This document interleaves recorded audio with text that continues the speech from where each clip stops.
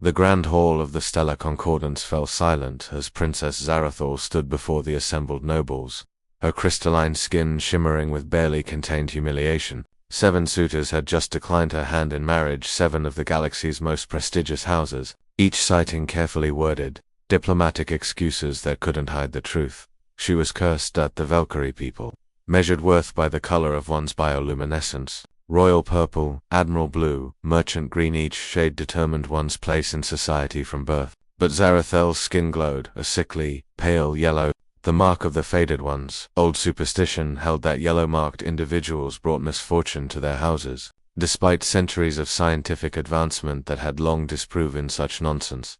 Science meant nothing against tradition.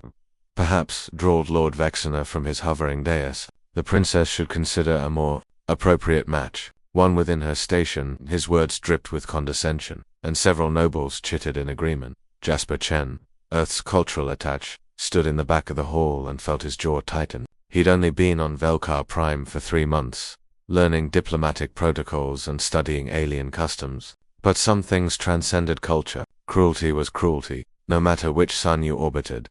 His assistant, Danny Rodriguez, touched his elbow. "Don't even think about it," she whispered urgently. "We're here to observe, not interfere. They're humiliating her publicly. It's their tradition. Jasper, we can't." But Jasper was already moving forward, his footsteps echoing in the cavernous hall. Hundreds of alien eyes turned toward him, some with curiosity, most with contempt. Humans were barely tolerated in the Concordance of species, too young, too emotional, too simple to matter. He reached the center of the hall and bowed, not the shallow diplomatic nod he'd been taught, but a deep, respectful gesture he'd seen in old Earth ceremonies. "Princess Zarathol," he said, his voice steady despite the absolute insanity of what he was about to do. "If you would permit it, I would be honored to offer my suit." The silence that followed was deafening. Then the chamber erupted in chaos. Nobles shouted in outrage, their translator devices creating a cacophony of protests in dozens of languages. Lord Vexener's skin flashed an angry crimson. "This is an outrage. A human. You dare to. I invoke the right of universal petition." Jasper interrupted, reciting the words Danny had made him memorize weeks ago for an entirely different reason. As established in the Concordance Charter, Article 7, any sentient being may offer suit to any unwed royal, provided they meet 3 trials of worthiness.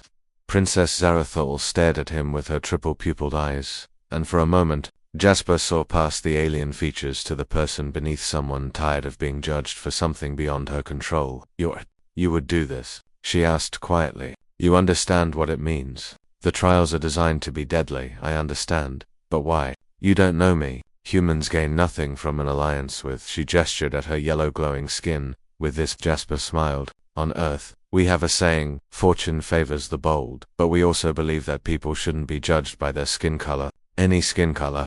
He glanced meaningfully around the hall. "Seems like a principle worth standing up for." Danny had made her way to his side, her dark eyes flashing with a mixture of exasperation and pride. "You beautiful idiot," she muttered. Then, louder, "Earth's diplomatic corps seconds the petition." Lord Vexener practically vibrated with rage. "Fine. Let the human face the trials. When he fails, and he will fail perhaps, his species will learn humility." The trials began at dawn. The first was a test of intellect navigating the quantum maze, a 4-dimensional puzzle that had broken the minds of countless scholars.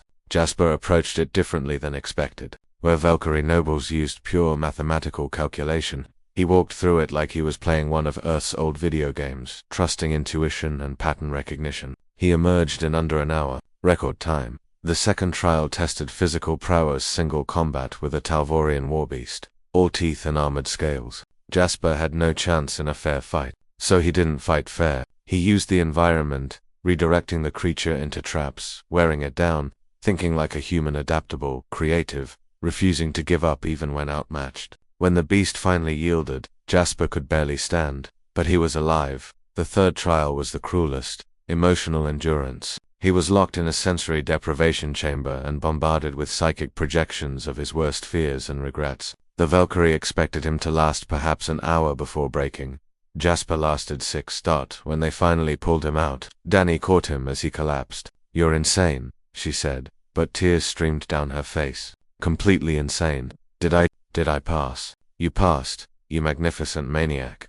The wedding ceremony was small, not the grand spectacle Velkari royalty usually demanded. Princess Zarathor, Zara as she insisted, Jasper Colhurst stood beside him as they exchanged vows in both Velkari and English. Why did you really do it? She asked him later, in the privacy of the royal gardens. Please, I need to know.